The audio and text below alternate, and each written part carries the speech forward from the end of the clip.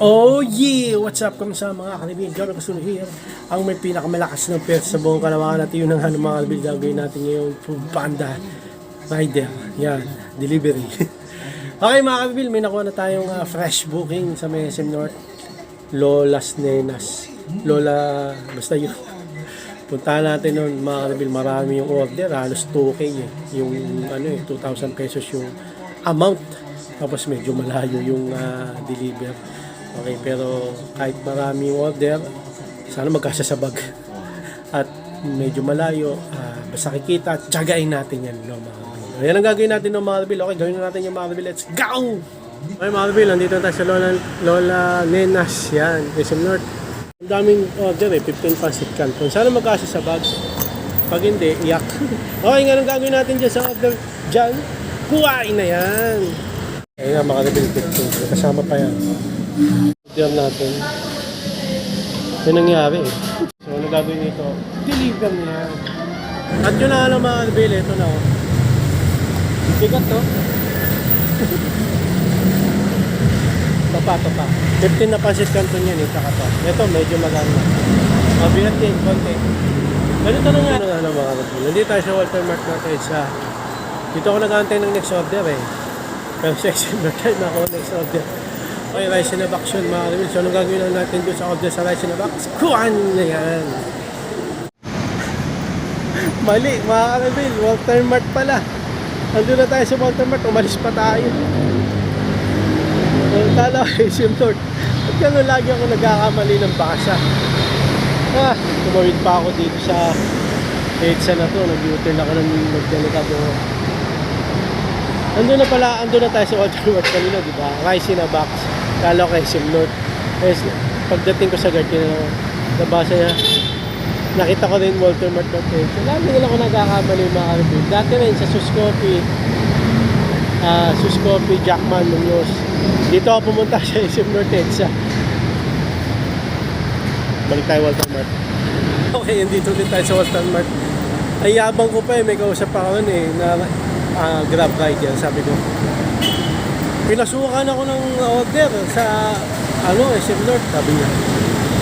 Diyan ka nakatambay, doon ka pinasukan. Oo eh.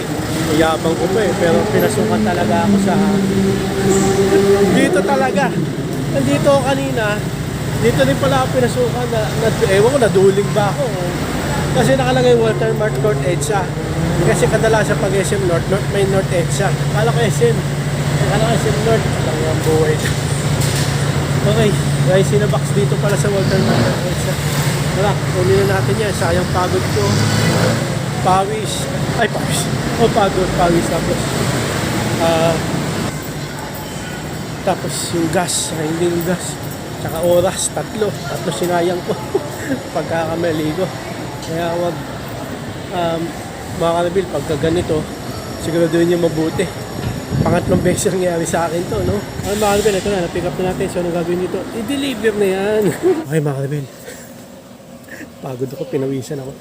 Na-deliver ko na yung rice in a box. Binuhin mo na sa Walter Mart North EDSA ako nakatambay. Nag-aantay ng order. Tapos pumasok yun. Malis pa ako doon. Kala ko kasi SM North EDSA rice in a box. Kasi may North EDSA eh. Nalito ako. Pagpunta ko sa SM North, pagpasok ko doon, may guard. Tinanong ko, lady guard. Saan po itong rice in a box? Food court. Sabi ko, third floor. Kasi nakalagay third. May nakita namin dalawa, Walter Mart, nagkatingin na kami. Sabi sa akin, mali ka boy. Kamali na naman ako, no? Kasi, ewan ko, naduling ba ako o ano? Pangatlong beses kung nangyari sa akin ito, mga kabin. Ay, mga kabin, may nakuha tayo next order. Dito ulit tayo sa Walter Mart North EDSA. Kasi dito yung pumasok. Ito, sinigurado ko na Walter Mart talaga. Kasi galing tayo doon sa may Pag-asa. Road 6. Malapit SM North to. Pero Walter Mart North EDSA ang pumasok. Kaya okay lang. Inasal na yan. So, ano gagawin natin dyan? Kunin na yan. Ihi mo na ako. Deliver natin mga kalibin. Hindi, joke lang. Ito talaga deliver natin. Dami. Hindi yan yung deliver eh. So, ano gagawin dito? Deliver na yan. Kala ko ito eh. Bin, na-deliver natin ng inasal. Alam nyo kung saan? Sogo. Diyan natin na-deliver mo. May Sogo. Okay, pagka-deliver natin, may nakuha na tayo. Pagka-deliver natin dito sa Sogo, ayan. Ano ba makikita ng Sogo? Hindi yung pangalan sa taas eh. Sa Trinoma yung next na deliver order natin. Okay, Jollibee. Okay, tapos Agam Road yung deliver. Pick up pala. Pick up Jollibee, Trinoma. Okay, so yun na. Gagawin natin sa Jollibee, Trinoma, pick up. Ano gagawin natin? Kuhain na yan. Okay mga Rebel, dito na tayo sa Trinoma. Sinigurado ko na tama yung pick up location natin. Nakukuha na ng order. Trinoma talaga. Binasa ko na ng ilang beses. Okay, sa Jollibee. Jollibee yan dito. Kasi ano gagawin natin dyan? Jollibee sa order. Kunin na yan. Medyo marami pala to, no? 11 items eh. Tingnan natin kung gaano kadami. Ito tayong Jollibee. Kaya order ng customer natin, mga Rebel. Dami. Wait natin. Konti lang. Deliver na natin yan, mga Rebel. Mga Rebel, pinagkasya natin. Kumasya naman. Teka, labo. Yan, pinagkasya natin. Deliver na natin, mga Rebel. Okay, mga Rebel, ito na yung next order natin. Ito, mga Rebel. Deliver na yan. Okay, mga Rebel. Di ba kanina Jollibee rin? Marami yung deliver natin. Okay. Ngayon, habang nag-aantay ako ng pumunta ako sa Jollibee, mga Rebel. Tapos, tinanong ko, sir, puntahan po. Tapos, wala pa. Sabi ko man, supervisor natin, manager yung lalaki na yun. Tinignan ko yung ginagawa niya, parang hindi yung sa akin na order. Tapos maya, minom muna ang tubig. Minom ang tubig, tapos pagkainom ko ng tubig, mga Rebel, follow up ako. Sir, Food Panda, wala pa ba? Ito na ginagawa na, galit. Sumigaw ba naman? Ito na ginagawa na, madami kasi. Di, parang naano ako. Nagulat ako. No, mga Rebel, kasi kailangan niyo sumigaw, no? Nagpapalot lang naman ako. Hindi ko na pinansin. So, kukumprontahin ko sana. Good kayo. Okay, mga Rebel, yun na nga, no? Sabi ko siya, ba't kayo nagagalit-gagal ko sana? Hindi ko na pinansin, no, mga Rebel. Inantay ko na lang yung order. Tapos, yung gawa na, sir, ito na, gumanon. Ang dami eh. Sabi ko, sir, wala bang tutulong sa akin para magdala sa... Ay, walang tutulong sa'yo. Wala po. Gumanon, gumalang na. Hindi na siya galit. Na-realize niya na ba't siya sumigaw. Wala po tutulong. Ganun. Sabi ko na sana sa ibang kainan, McDo, tinulungan ako. Sa kanila wala. Ang dami pa naman nun. Buti tinulungan ako ng isang kapanda. Ayun. Ano ko sana kukumprontahin ko yung yung supervisor na lalaki manager ko. Sabi ko ba't siya nagagalit.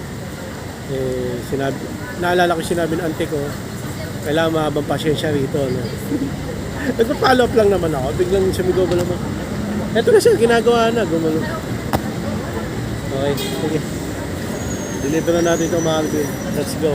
Ulan, mga Rebel. Basang-basa ako. Next pick up natin dito sa Kati. Kunin na yan. Okay, mga Rebel. Basang-basa ako. Umulan. Okay, so anong gagawin natin dito? Deliver na yan. At yun na mga Rebel. Nasa SM North tayo. Paborito akong SM. Galing tayong Hereford, di ba, mga Rebel? Ginawa ko, umuwi muna ako, kumain ako. Kasi gutom na ako. Ngayon, pagkakain ko, mabilisan lang eh. May pumasok na order dito sa SM North. Cake. Sabi ko, okay. Ihatid kainin load, malayo. Medyo malayo. Pero kinuha ko. Kasi nakakonti pa lang tayong deliver. Ngayon, pagkakuha ko, bilisan ko, nagmadali na ako. Nagbihis ako, tapos nagmotor na ako kahit busog. Sumakit yung tiyan ko ngayon.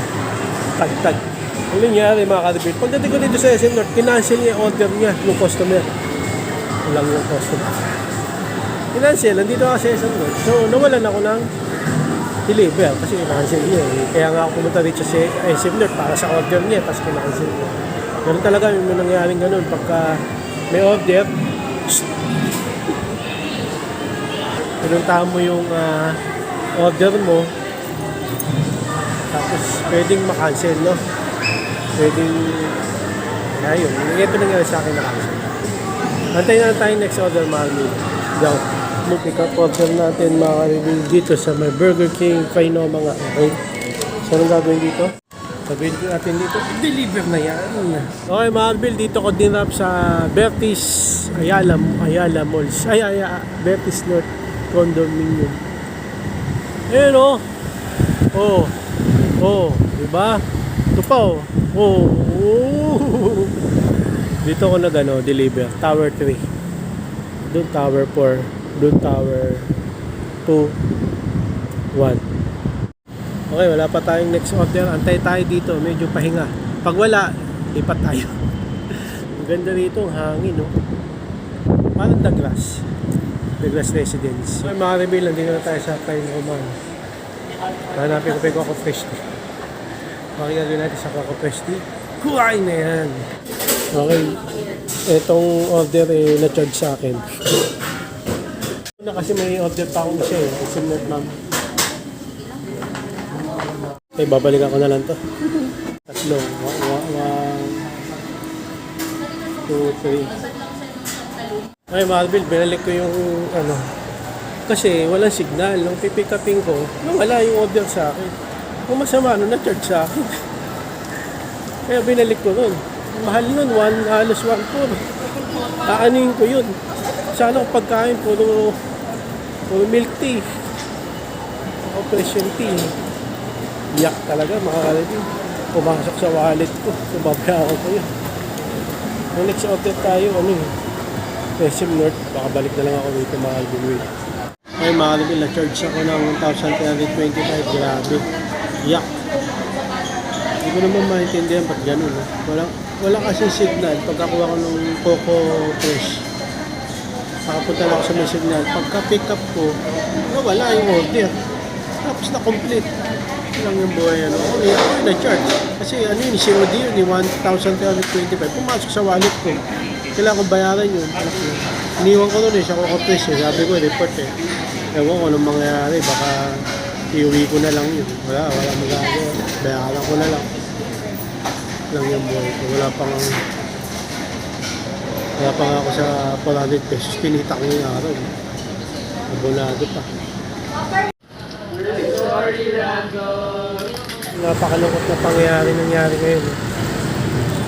Natira sa pera ko 20 kasi na-charge ako 1,325.